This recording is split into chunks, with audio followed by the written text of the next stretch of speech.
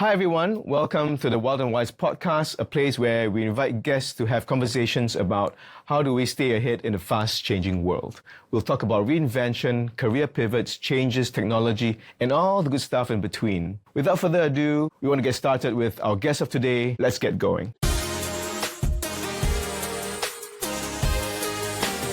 If you're enjoying this podcast, hit the like and subscribe button so that we can continue bringing you great content. Welcome. So good to see you again, my friend. Yes, you too. It's so good to be here. Thank you for having me on this fantastic show. All good, all good. It's been a while since we last met, but many things have happened. Yes. For the past year. But before we get going, I think it'd be nice to kind of hear from you who you are, what you do, and I'll let you introduce yourself. I think that would be the best way to kind of kick it off. Okay. I will say who I am by who I currently am. Yes. I'm an author. I am a writer, a magazine founder and editor. Whoa. A psychology postgraduate from the University of Cambridge. I always say that fiction writing is my calling, but I've pretty much cheated on my calling for most of my adult life. So I've been a journalist, a psychologist, a corporate marketing strategist. But currently I'm doing what I love most, which is writing. And I've got my novel that came out earlier this year. And I'm spending the year just out on tour talking to people about it and hearing from readers and just doing fun things around the book, which is amazing. Yeah. Amazing. World tour. Call it that. Global tour. Global tour. Maybe just kind of share a little bit of your background, how it all started for you. What were you like as a child, as kind of growing up, you know? Let's kind of start there. Very curious. That's a nice question. I was a quiet child that read a lot. So I grew up in Abu Dhabi in the late 80s and early 90s when it was more of a desert island and less of a city. It's completely different from how it is now. And yeah, it was like a little bubble of a community, you know, a small expatriate community of people. I read heaps and heaps of books. I swam in the ocean. Wow. Really simple things. It's hard to envision a place like that anymore, you know, just sort of globalization and commercialization of everything. But it was a simple life growing up. And yeah, I was an, you know, ethnically Indian person attending an American school in a Muslim country in the Middle East. So I had a pretty hodgepodge identity, I would say. Yeah. Yeah, that's kind of stayed with me. You know, I've lived in a lot of places, like now more than 12 cities across 3 continents. Amazing. And so I'm a little bit of from everywhere. I don't know. Yeah, you're a real global citizen. Yeah, I suppose so. It's very interesting about when you say things about your identity, right? You know, growing up as Indian, but different countries that you lived in. How much of that has shaped you? Quite a lot. I mean, you don't think about it as much when you're young because it's sort of, you just absorb that. But I think something I realized after I left Abu Dhabi and I first went to university in the US, I realized that my experience was different because you usually see a lot of people, or the typical narrative is like, okay, you move from, say, one country, I don't know whether it's, you know, China, India, Jamaica, wherever, you move to the US or the UK and you're trying to assimilate, right? But growing up in the UAE, you could never be Emirati. You could never get the nationalities. You were never going to be Emirati. I realized that that's quite unique, you know, so that just meant that you were as you were. And then when I showed up at university and there's tons of Indian kids, I met Indian kids for the first time. I was so excited. And they were all trying really hard to be American, or they were pretty torn between, you know, 2 cultures. I think it's definitely shaped my identity, where I sort of feel like I don't belong anywhere and therefore I belong everywhere. Yeah, I don't have very fixed perceptions of how one should be or could be or is based on where you're from or where you live or your nationality. So it's always been a fluid concept. You know, identity's always been pretty fluid for me. Yeah. Amazing, because I grew up in Singapore and then I lived in Canada, I lived in Melbourne. I did work in China, traveled a lot. But also, especially when I was kind of growing up, as Singaporean, but somehow I always related more to like the Western side of the media. Yeah. You know, it's just drawn to like English music, hip hop, rock and roll and all that. I didn't really listen to much Mandarin, Chinese music. Kind of growing up, I also felt like, I don't know, for me, it was always a bit of trying to find who I really was. I just kind of leaned towards what's cool. Yeah.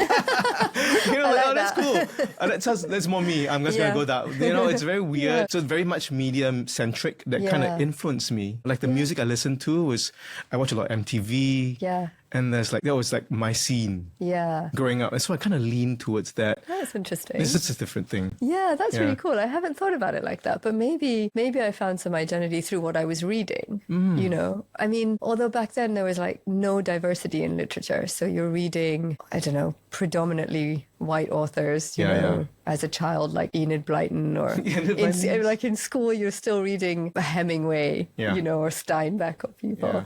I don't know if I really identified with it so much, but it sort of just like pulled you into a world that you were not familiar with, right? Yeah, I like it, like pulling you into that world. Yeah. You know? I grew up reading a lot of Famous Five, Enid Blyton, Royal Dahl. School was like literature, very Shakespeare stuff. I was a reading nerd, primarily when I was younger. As I grew older, I wanted to be a rock star, or if it was a guitar and the piano and all that. But read a lot of Enid Blyton. So it's like Tintin. Mix. Yes, read Tintin and what's the other one? Asterisk. Yeah, correct. Asterisk and Obelix. Yeah, Obelix. Or is it the other way around? I don't know. Yeah, so good. It's amazing. Yeah, that was my world.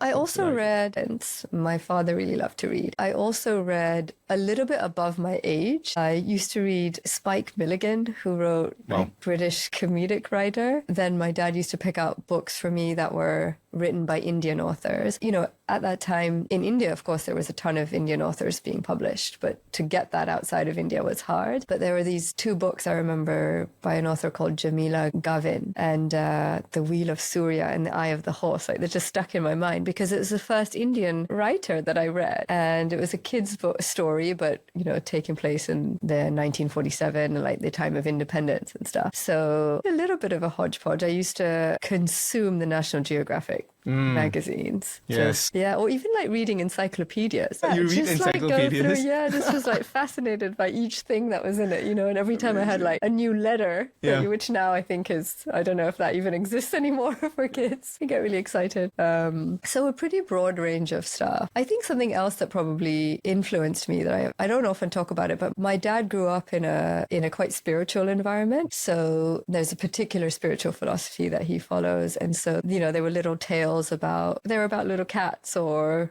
you know, nature. And so quite simple things, but I can see as an adult that they were conveying good messages, you know, about goodness and kindness and so cool. Yeah, a mix of things. Yeah. Were there any particular books that really shaped you? You know, is there one or two books that you read growing up or even in your adulthood? Like, wow, you know, that's like meant a lot to you. It's hard to name because I've read so many.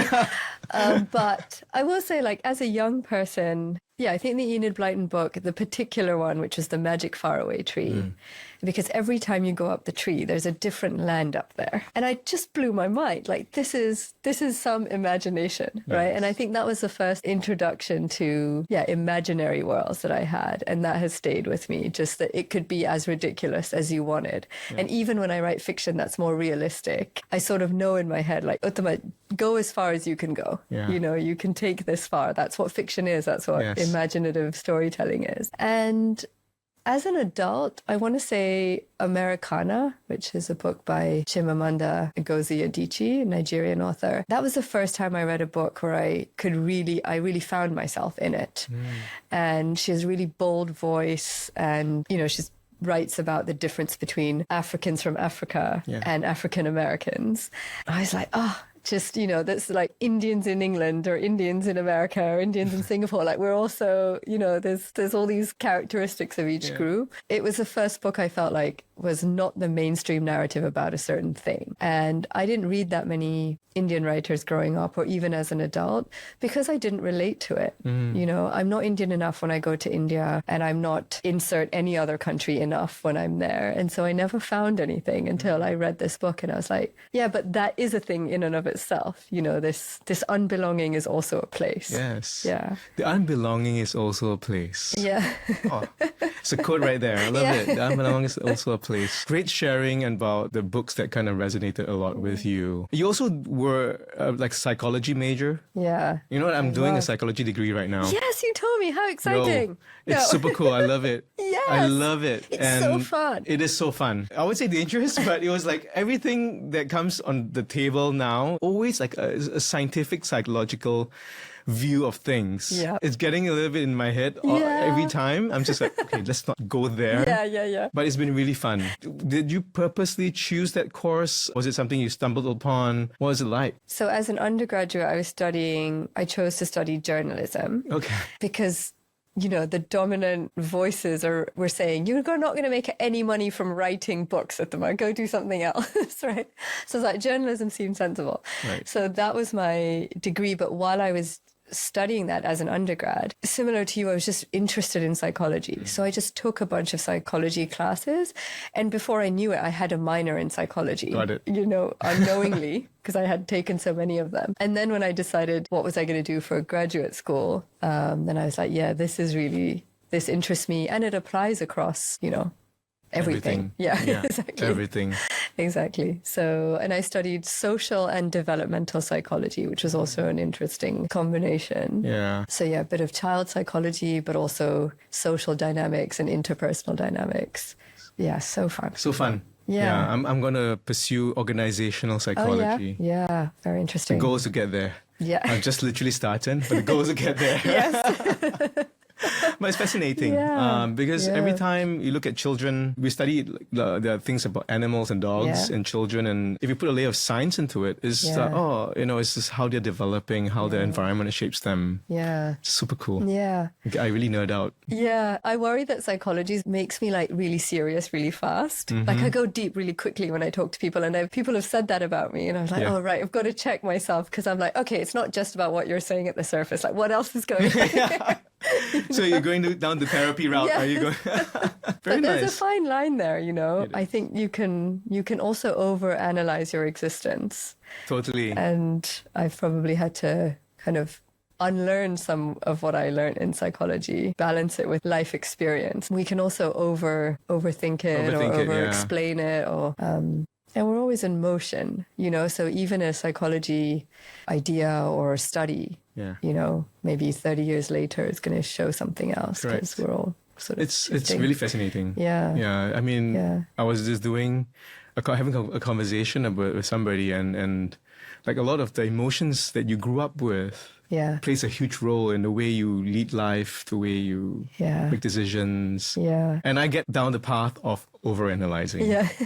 Which is not good, but because we just want to be human about things. Yeah. Especially as technology goes, it's like we just want to be more human. Yeah. I think the really nice thing about, or at least for me, that I took from psychology is you understand our ability to change if we want to, like the plasticity of your brain, of your personality, like it's vast, and you see some miraculous things happen from playing with psychological factors. So I think the nice thing is for me, it shifted me away from thinking in a really fixed way, not just about other people, but about myself. It's like, okay, Uttama, you can get past this.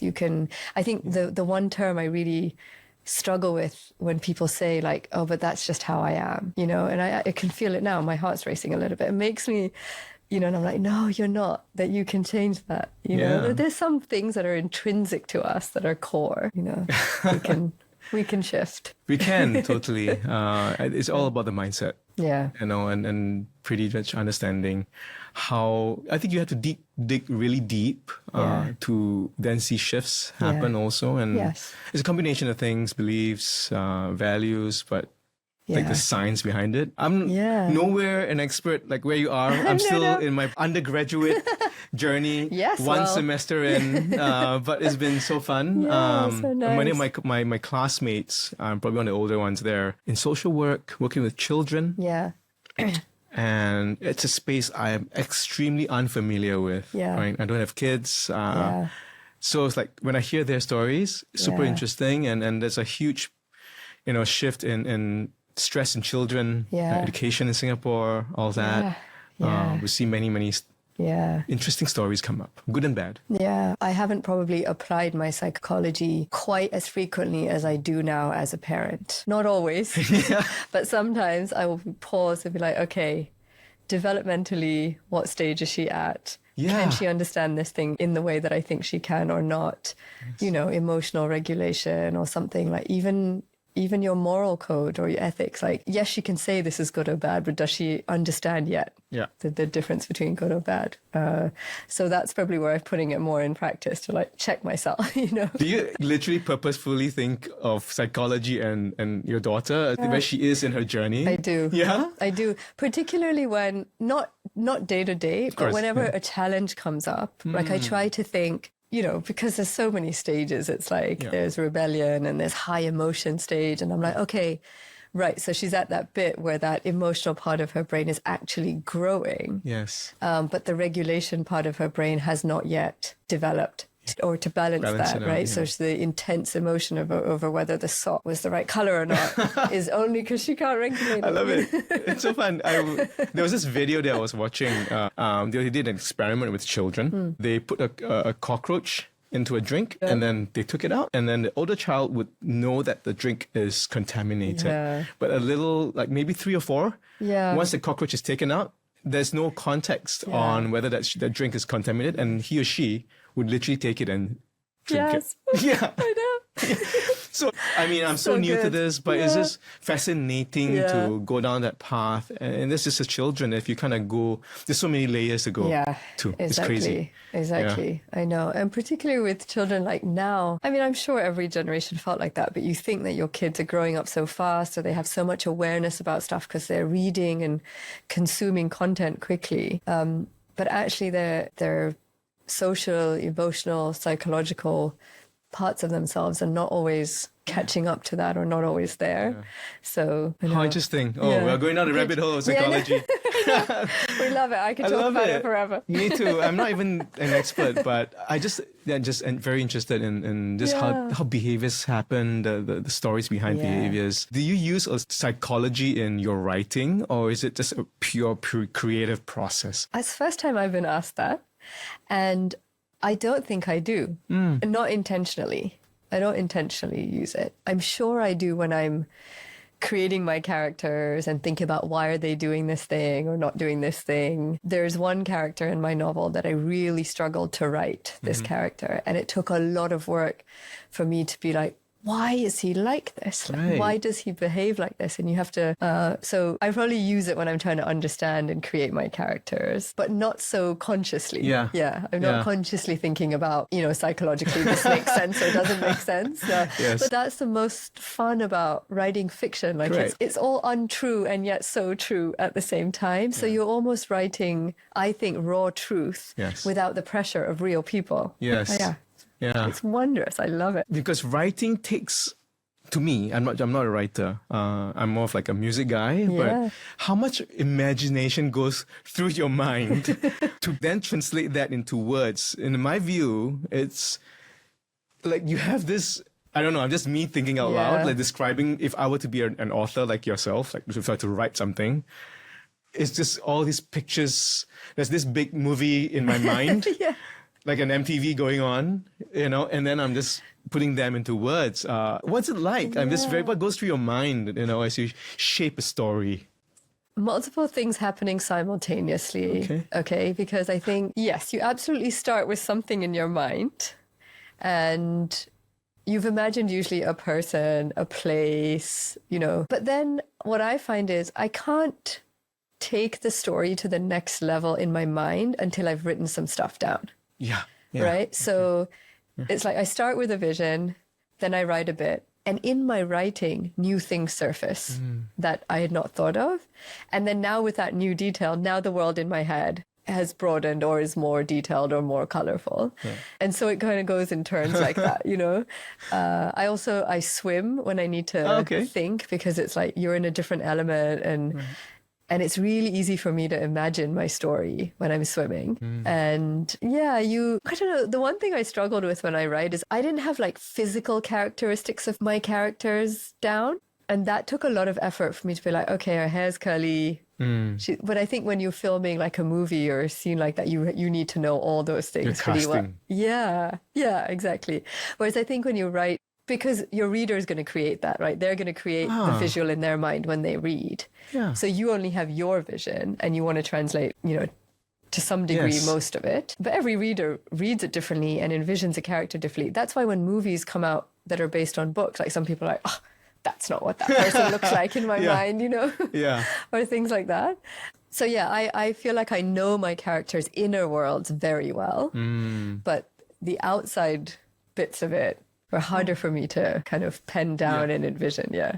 I love that. That bit where you just said you leave it up to the imagination of the reader. Yeah. Yeah. If you were to create a character, do you describe typically or is this something in your mind, but you leave it up to the readers to say, okay, this person's going to dress like that, so on and so forth. I mean, you have to give enough details so that the reader can put that character into 3 dimensions, right? So you do have to give those descriptors. Yeah. But I think most of the time the reader, then just forms their, like I can say curly hair, but my version of curly hair is my sister's curly hair, but you have a different version of curly hair, right? Anything curly hair now? Like Maggie noodles, like big curls, like a bit of an afro kind of vibe. Yeah, so it's just different. Yeah, exactly. It's so fun, right? Yeah, it's really fun. That's one of the best things about the book being out in the world. Yeah. And I talk to people. My favorite thing is talking to book clubs that are reading it. And it doesn't matter how many I've done already. I always get questions I've never heard before. Yeah. I always get somebody who's interpreted something that I had never imagined. Wow. And it's amazing to think that's really the power of stories. That's just, that isn't me. That's just the power of stories. Does. Yeah. And was there a particular question that really stumped you? Or like so far in your journey, you traveled, you've done your tours, you've done your promos. Was there any particular question that stood out to you? Yeah, there was a couple of people who thought that there was a character who was on the verge of suicide when they were not. And I thought, I know there are parts of the book that are dark, but that isn't what I had intended. But that was an unexpected. Yeah. And I thought, okay. But people kind of receive and envision it differently. Yeah. So fun. I mean, I love the world of storytelling, music, creativity and just imagination, and what you're doing is just seeding the story in someone's mind, and they actually can play a movie in their minds. And I love it when people get really attached to the characters, or they talk about them like they're real in their life. And it's amazing, and I've had friends who text me, like, hasn't finished the book and is like 85% in it. She's like, no, this cannot be happening. Uttama. Tell me that you didn't let this thing happen. And I was like, just read the book. Just finish the book.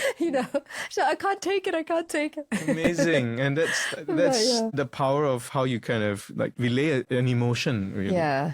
You have to care about characters enough to keep reading. I think the biggest reason that I stopped reading books, and I have a rule, like, I will not read a book that I do not enjoy. I will put it away. Life is too short to read a book that's not right for you in that moment. It's nothing to the book. It's very subjective. Yes. But yeah. Well, someone mentioned to me, in music, there is no good or bad music. Yeah. There's music you understand and you don't understand. Do you agree? Good question. I feel that there would be music, if you kind of go down the path, I would say yes, because everybody is entitled to their own opinions on what something is. Yeah. Quality, it's subjective. Yeah. Especially in creativity. In today's time, a quality piece of music, it means there's so many versions of it. Yeah. Right? It depends which camera lens you're putting it on. And perhaps one view is the intent of why you're creating that piece of music. Yeah. Perhaps that could be a view. Yeah. It's a very good question. That's it, yeah. So the intent is just to go viral on TikTok. Yeah. Sure. Yeah. And I've achieved that, and great, and it changes people's lives, and if people are happy with it, cool. Right? But if I created with that purpose in mind, and it became a piece that people enjoy or may not like, then that's fine. I think it is just the purpose behind it matters more than the output of it. So if the intent is to still create art that is beautiful and amazing, but this is my interpretation of it, and people might accept it, then that's fine. Yeah, that's so interesting. But I like the idea of thinking about it from what was the intention, because, I mean, there's a lot of conversations in the publishing world around the complete lack of diversity and diverse stories. And I think it's still like 90% white authors, white publishers, and diversity actually in the last few years in fiction especially is going down. So it's also thinking about like who determined the standard and what was the standard and what was the style of that standard and was it a particular way, you know? But I like the idea of thinking of what is the intention and looking at it with that lens. It's interesting, because that was a good question. I never really thought about it that way also. And I never knew, I don't know the publishing world, right? So this is also I'm very interested in this also. You mentioned that like a diversity in the writing scenes that you probably call it, right? Like predominantly white. Who determines those standards? How do we select these authors to be on the roster? And the authors may not also use their real names, right? Same with music. You know, you can call yourself whatever. But back to the question, I think it's just really about the intent. If it's just you put so much work into it, the intent and the success measure could be polar opposites. Right? So I could spend 5 years writing a song or drawing a piece of art and I'm never happy with it. I never put it out to the world. And if I'm okay with that, fine. If there is a more of a commercial intent around it, okay, then what is it from a business lens? So if you can look at it as such, there are many layers, I think.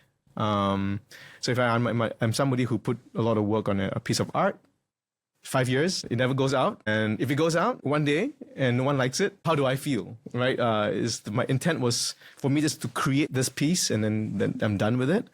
Or was it to be known for something? If there is a message I want to tell. I mean, we could go down this rabbit hole, I think. Of course, Quite interesting to kind of think. I have had people ask before the book came out, like, you know, do you care what people think of the book? I was like, I would be so dishonest if I said no. Of course I care. Exactly. Of course I care, you know. And but it's true. There's also writers who write for themselves. I've never been that writer. I barely ever journal or journaled. 1,000% I write to be read. Amazing. And I think, you know, the sort of snobbish literary world might be like, oh, if you don't write for yourself first, it's not as authentic, whatever. But the truth of it, at least for me, is that I've always written to either understand something about the world or share something with the world. And as an introvert, using my voice was like the first form of resistance that I learned, and I did it through writing. So I'm absolutely writing for somebody to read it. If nobody read the book, to me, that would be a fail. You know, I don't need people to read the book and love it, but I need people to read the book and feel something. To me, that is a good measure of, okay, it evoked something in you, or it made you think of something, or you questioned something. Even if you hated it, that's a strong emotion that has just come up, you know? And I think that's the thing with creative work, storytelling, art. It's about emotions. You know, it's evoking something within you to either feel or like, oh, I didn't think of that. I discovered something new. Whatever it may be, I think it's powerful. And at the end of the day, it's all about storytelling, music, art, whatever it is, what do you want to say, a message that you want to put out to the world, right? Even in organizations, right? Totally. Yeah. Isn't it all about stories everywhere? Yeah. It is. And it is. I mean, even with the novel, like it hones in on one family, one household. Yeah, even within that, there's so many stories within our own families, you know, how we are with each other. And I actually think that there's the power of narratives to change, because if it is all a story, then we can tell a different story and we can tell it in a different way. And that, I think, is true in organizations or homes. Absolutely. Great leaders are typically pretty good storytellers. You know, you're able to shift emotions and unlock perspectives. And so are bad leaders. Bad leaders are also really good storytellers. So it's about this intent of how you're telling a story. But many leaders I worked with are pretty good storytellers. They're able to just capture your attention. Sorry, I meant it in a political sense. Like, you know, you sort of, if you're really trying to influence people at large scale, you should tell them a good story. Yes, for good or bad.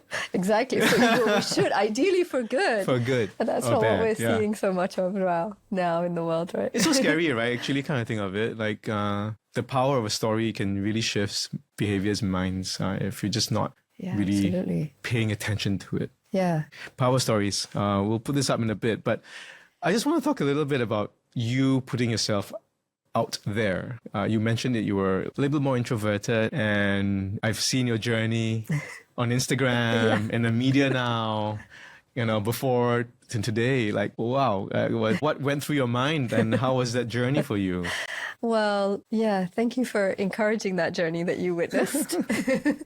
I remember you saying, just put it out there, Uttama. You don't know until you put it out there. I think I had to decide whether I was going to do the work that was needed to get this story to as many people as possible, or whether I was going to leave it up to somebody else or the forces of the universe. Yeah. And lots of writers do, it's a completely perfectly fine decision, because technically the idea is you write it and then your job is done. But I think in the world that we live in, your job is not done, right? People are interested in who you are and why you wrote that story and what do you have to say. So it was definitely a point where I was like, okay, am I doing it or am I not doing it? And then once I said, yes, I'm going to do it. And you're like, how do I do this? And I think the struggle is always, at least for me, was how do I do this and still be sincere? How do I do this and be myself and be honest? Because I am uncomfortable when I am dishonest. And so me pretending to put something out there that is not me then I might as well just not do anything. Yeah. Because I think it would be really apparent in me. So yeah, I mapped out a plan, It's like, wow. Okay, Uttama, what are the topics or the ideas that you feel comfortable and are willing to talk about openly and honestly? And for me, that was the publishing process, the adoption process, because we've adopted our daughter, and the creative process. Right? These are things that I'm like, I can share this with complete honesty. Like, can I sit there and post what I had for dinner yesterday? No, I can't, because I don't care enough to share that with you. But of course, people who are food enthusiasts are sincerely putting that content out there. So again, what's your intent? Yeah. So I sort of mapped out, okay, these are the areas. And then I started with a calendar. Like, I'm quite structured when I've put my mind to something. And then a bit of trial and error. What kind of things are resonating with people, or how long it takes so much time to put certain bits of content together. And then, of course, I think one thing that I probably was better practiced at, which was you have to suspend that part of your brain that says, what will people think of this? And I've had to do that the entire time I was writing the story. And so that part was easier for me. It's like, you're never going to know what anyone's going to think of it. And they like it or they don't like it. The best you can do is put out you, or some parts of you. Yeah. So it got easier with time, but I would say there's still phases of it. There are times when especially after the book came out, I had a month or two of just being really like lots of parts of me that are not natural to me, which is feeling really competitive or feeling envy, like looking at other people's success of their books or this prize is announced. And so I had to take a break from the online world for a bit there to just come back to myself. It's like, what do you want to do with them out? What are you on there for?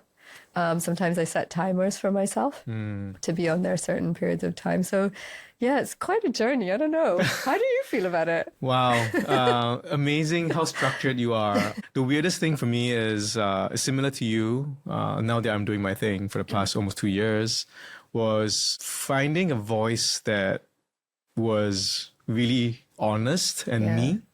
I think I said this in a previous podcast. I spent all my life telling stories for other brands and other people, for artists I work with, the amazing brands I worked with.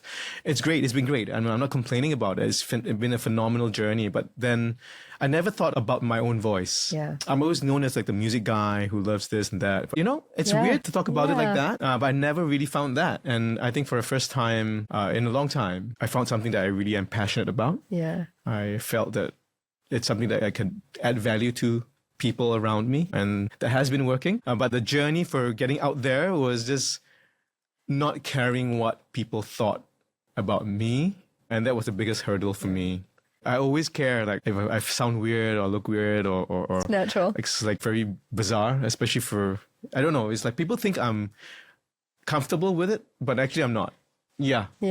So for me, it's been a journey also.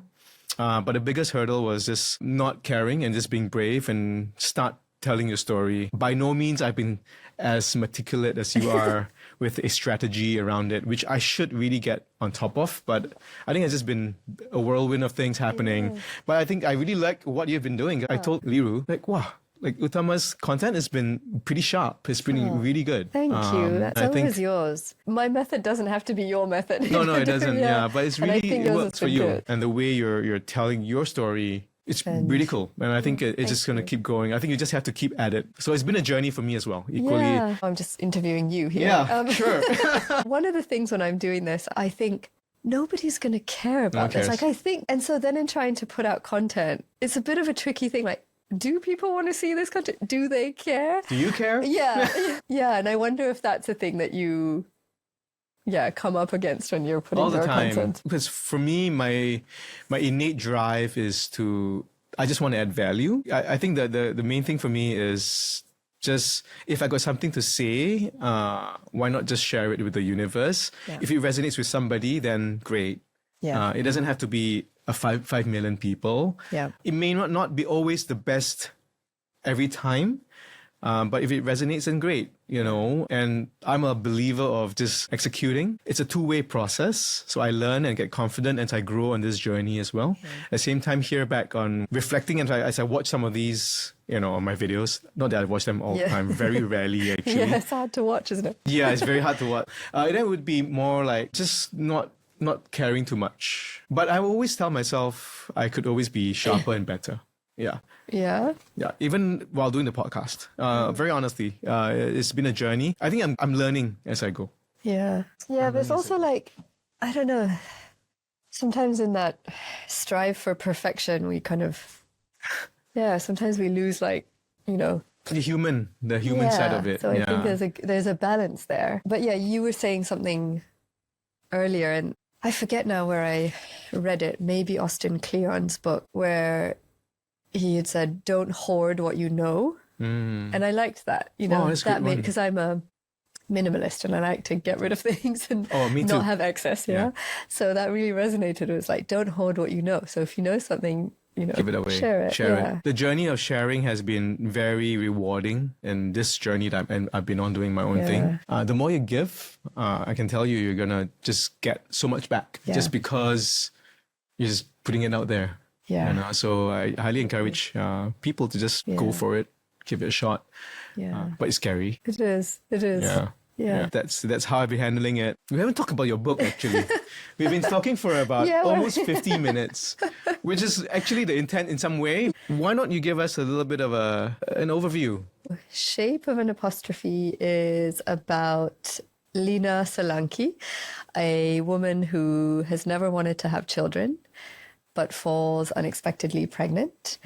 It is set within the social and psychological confines of an Indian expatriate family in Dubai. And the story really explores what it means to remain imprisoned in gendered expectations, what it means to take on roles in a family that you might not want, and asks a question of why do we or why should we remain in relationships that are bound by guilt or duty or obligation? So that's the shortest answer to the summary of the book. Amazing. And was there an inspiration behind this book? Was there a piece of you in this book? I'm just very curious, so we all learn and Yeah, absolutely. The inspiration for the book, or rather the idea for the book, came when I was writing a apology letter to the biological child that I had decided not to have in favor of adoption. So since I was 16 years old, I've always wanted to adopt a child. And this kind of physical maternal ache that lots of women beautifully describe to me, I never felt it. And I wrongly assumed that meant there was something wrong with me. And so when it came time to grow our family and we registered for adoption, I found myself writing this letter. As I was writing the letter, it was titled, "To My Forsaken Fetus," parentheses, female, because that's what I'd envisioned. And the novel has a title with the same letter, though it has different contents. So that's a piece of me that's in there. But as I was writing it, I thought, why do I feel so bad? And it made me question, have I been thinking that I owe the world something or humanity something because of my biology? But if you think about that for 1 second longer, like I cannot produce a child without a man. And yet, women who choose not to be mothers are sort of scrutinized and judged far harsher, I think, than men when men make that same decision. So from that came the idea of sort of writing a story that just challenged the presumptions we make about parenthood and parenting. And it's not just about motherhood, it's also about fathers and how significant of a role that is. And I wanted to create a character that has never wanted to have kids and doesn't need to tell you why. Yeah. Just wanted that to exist, and that's okay. That choice is okay. So amazing. And how has I'm sure many people have read it. Has anyone given you an interesting view of how they perceived the book? Yeah, there's so many views. Yeah. I think the views that I really love are, of course, unexpected or coming from an unexpected reader. So there's an elderly gentleman, like late 70s, ex-foreign diplomat, who read the book and was just like, I resonated with everything in this book. And it made me think, yes, it's not just a book for women. It's not just a book about mothers. And actually, when you talk about gender dynamics in a household, it's also like, why do we presume that all men want to be breadwinners? Mm-hmm. Not all men want to be breadwinners. Mm-hmm. So I think there's lots of parts of it that, especially when I have readers that are, when you write a book, you just write a story. When publishers and a team sells a book, they've got an audience, they've got a target, so it's like it's being put out there as a book for women. But I just love it when there's people outside of that audience that resonate with it and really read it. It's also, people often say they're not sure they like the central character or they don't like another character. That's the highest compliment to me. Like likability and women, why do we need to be liked? Yeah. I think that's something I'm really trying to fight with it. It's like, if you just gave up so desperately wanting to be liked, you could just be who you were. Oh, yeah, 100%. Yeah. I can feel your passion when you're saying it. It's there. I care deeply about that. And therefore this, it's powerful. Was there any parts that you had to, as you were writing this book, censor yourself? Because, you really want to give it your all, but it could be too much. How should I approach that? I was just curious. Was there, areas or components or topics? No. No? Okay. No, good. because I let myself be too much. Beautiful. In my real life, I am not too much at all. I am so understated and I'm fairly diplomatic and balanced. When I write, I will say it exactly how I thought it or pictured it. And actually, I was reading a quote a couple of days ago by Bell Hooks, Black writer. And she said, there is no too much for women. Like, women have never said enough. Because for so long, the narrative in the world has been dominated by men. And of course, in the recent history, that so much of that is changing. Yes. But it also makes me think, if you think about male authors, gosh, Shakespeare's too much. Isn't Hemingway a bit too plain? So when I was writing it, I was really I would just write it as it is. And awesome. I remove any idea of how I should be writing it. Yeah. But I know the question you're asking, which is also sometimes you're worried that you're going to expose too much, right? Mm-hmm. But I think the way to do that is you have to just write all of it, right? And then the story goes through so much editing that if anything really felt like that was going to be offensive to I don't know who, but there wasn't that for me. But that kind of comes at the editing stage. Yeah. But at the writing stage, you really do have to unleash everything and write it that way, right? Yeah, I forgot that you mentioned also there was a bunch of editing that happens after you do the first cut. Yes. And it goes through a process of adjustments or edits, right? Yeah, lots of edits. And I think that's something that I would love people to know about writing, which is that it is a tedious process. It's a tedious process. It seems really romanticized, right?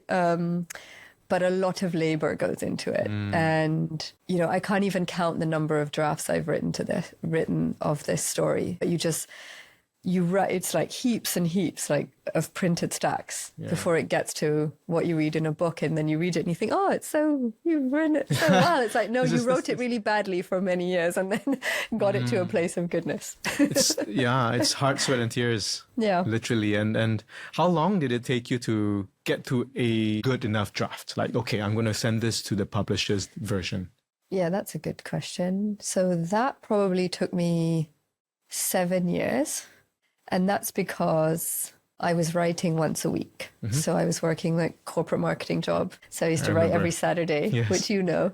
And it took 7 years before I felt like, okay, I can now submit this to an agent to get representation. And in those 7 years, probably the last year and a half was getting it like professionally edited or getting, beta readers to read it and getting that feedback.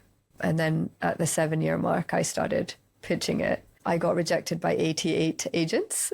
88? Chinese lucky number, 88. Lucky number? Yeah, I quite like the number, which is why I always share that until I found mine. And of course, like, publishing is just as tedious a process, or rather the odds are stacked against you. I think it's the chance of getting traditionally published is 1%. So you're also writing, thinking, is anyone ever going to read this? Yeah.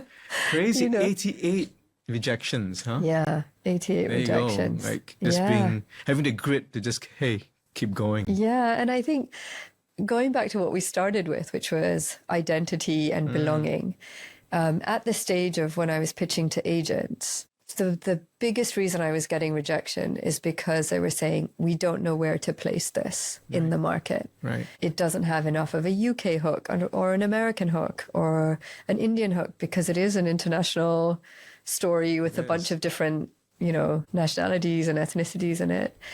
And so that was the biggest barrier initially to get representation. But, I didn't give up.